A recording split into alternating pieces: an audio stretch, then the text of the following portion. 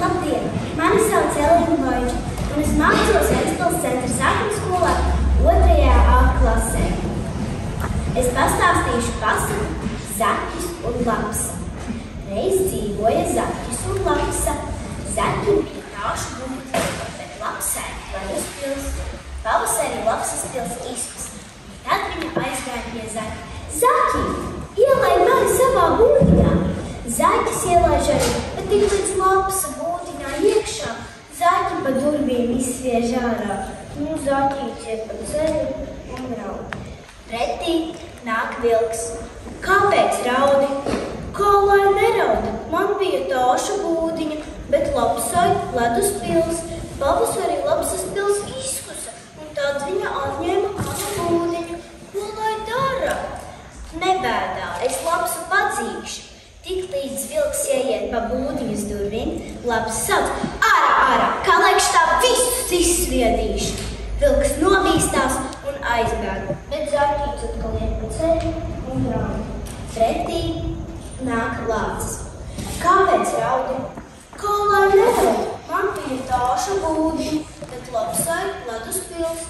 Pavasarī Lapsas pils izkusa, un tad viņa atņēma manu būdiņu. Ko lai dara? Nebēdā, es Lapsu padzīšu. Tik līdz Lācis ieiet pa būdiņas durvīm, Lapsa sauc: ārā, ārā, kā laikš tā visus izsviedīšu. Lācis nobīstās un aizbēg, bet Zaķīts atkal iet pa ceļu un raud. Pretī nāk Gailis. Kāpēc raudi? Kā lai neraud? Man bija tāša būdiņa, bet Lapsai ledus pils. Pavasarī Lapsas pils izkusa, un tad viņa atņēma manu būdiņu. Ko lai dara? Nebēdā, es Lapsu padzīšu.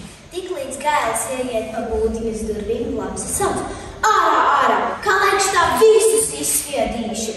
Re, Lapsī, te karavīrs ar šķēpiem un zobenēm apkāries. Lapsa nobīstās un aizbēg, bet Gailis ar Zaķi dzīvo būdiņā kā labi un seni draugi. Vai ziniet, ko es vēl pastāstīšu? Atgadījumu no savas dzīves, kas notika šajā vasarā. Klausieties! Vasarā ar ģimeni braucām uz Klēpādes delfināriju.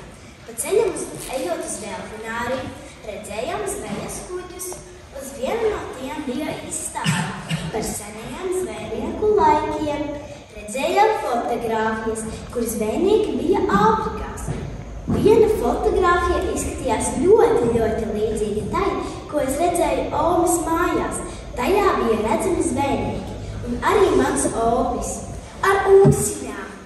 Parādīja to tētim, un visi sākām skaļi smieties, jo tas patiešām bija mans opis, kas tajā laikā strādāja uz zvejas kuģa un patiešām bija Āfrikā.